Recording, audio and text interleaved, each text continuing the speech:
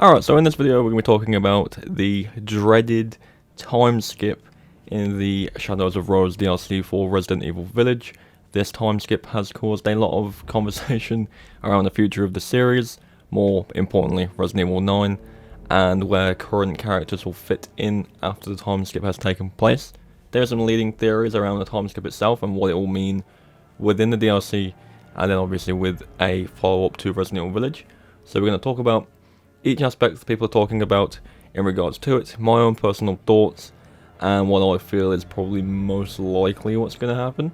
So without any further ado, leave your thoughts on the time skip in the comments down below, and let's do it.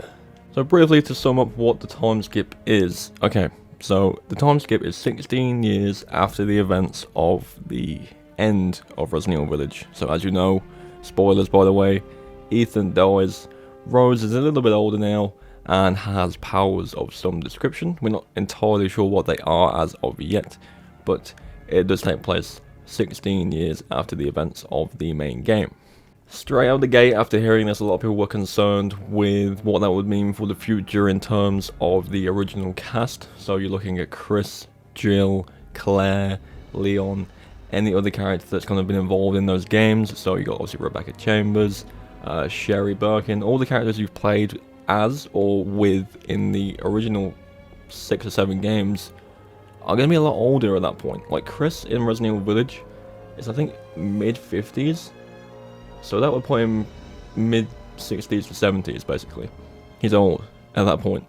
And that's around the same for Jill as well, which is I think where a lot of the concern sits, because I believe in age, like order, it's like Chris is the oldest, then it's Jill, then it's Leon, and it's Claire. So Chris and Jill mainly being the two that are a lot older at that point.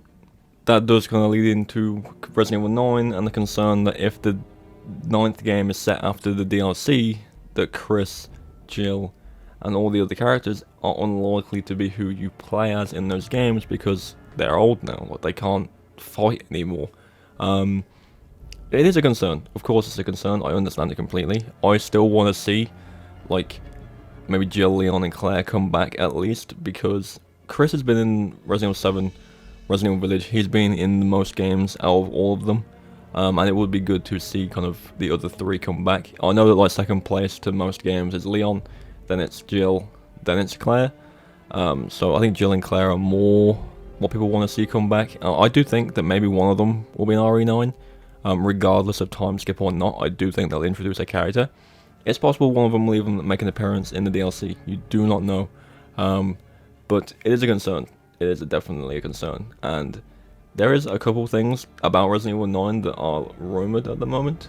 The first one being that Resident Evil 9 is supposed to be the conclusion of the Winters trilogy. I swear that's been going around for like years now, basically saying that the Winters storyline was going to be 3 games, and then it would end with 9. So it is possible that maybe Rose is a playable character in RE9, and you know, like I said, the time skip did happen, and those characters are actually older. There's also a theory going around that Resident Evil 9 is the last game in the continuing storyline. So Resident Evil 9 is going to be the last game in the continuous story, and then any future titles will be picked from different periods of time throughout the main storyline, basically, which is interesting. I think both of those options, I don't know how I feel about both of those. I think the Winters storyline being a trilogy is fine, because then it's finished. But Resident Evil 9 being the last game in the story, it's possible. It's been going for a long time now, and there's only so much you can do, really, in the continuous story. So it is a possibility, but it's not confirmed, by the way. That's not a confirmation. That's just a big rumour that's going around at the moment that RE9 is the last game in the continuing storyline. But anyway, speaking of Resident Evil 9 and the time skip, there was also another theory going around that the Resident Evil Village DLC, while it is set 16 years after Village, it's actually set after the events of Resident Evil 9 as well. Maybe during the period of Rose growing up, you control a different character. If it's a Winters storyline, maybe you play as Mia, maybe you play as maybe Chris or Jill, or anyone like that who is helping Mia or something like that protect Rose while she's growing up.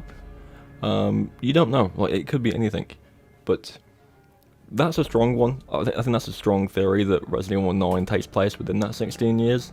and then obviously when Rose has grown up, the Village DLC takes place and she tries to get rid of her powers, because there's gonna be a reason. Obviously in the trailer for the DLC, she just wants to be normal. Maybe something that's happened throughout her growing up that's caused that to want to happen. So there is plenty of potential for it to be set, you know, after Resident Evil 9. There's also another idea that the DLC is very self-contained, and meaning it's literally just Rose, maybe characters from Village. Obviously the Duke is in it as well. You've got Rose's like other half, which is basically the Evelyn side of her in this kind of dreamscape. There's potential, like I mentioned in the video a couple of days ago, that the Lords will appear, because you're in like the mindscape of the Mega Mycete, and they are on file there, and there's potential that they appear. Ethan as well. I have a separate video coming out about Ethan in the DLC, but it could be its own self-contained storyline, and then Resident Evil 9 could basically ignore it, to be honest, and just kind of mention it in passing that Rose is doing this, Rose is doing that, but then the game has a completely different story. But that being said, with this whole theory of the Winters trilogy ending in 9, she may be involved in some way or another, so it's interesting to see what they'll do and how it will be kind of explained within the DLC and then into Resident Evil 9 as well. So they're really the big theories behind each kind of opinion of the time skip, I guess. In terms of my own thoughts, I'm not a huge fan of like massive time skips in stories like this. There's a lot of TV shows that do it. The Walking Dead is a big one for it, where they just jump ahead like a good amount of time, and basically nothing has happened in that time. But because of it being Resident Evil and things are always happening, 16 years is a long time for nothing to happen, especially after the ending of Village with the BSAA being like kind of exposed as being corrupt and using bioweapons. That is something you probably take immediate effect on, and probably isn't something you wait 16 years to do.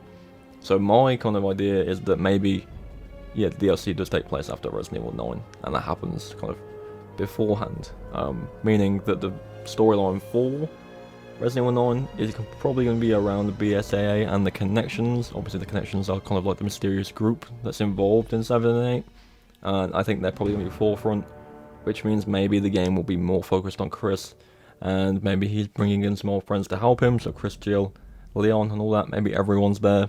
It's entirely possible that Resident Evil 9 isn't the end of a continuing story, but more so wrapping up and closing off stories of old characters, which is a big thing to do, and I am going to make a video about that at some point.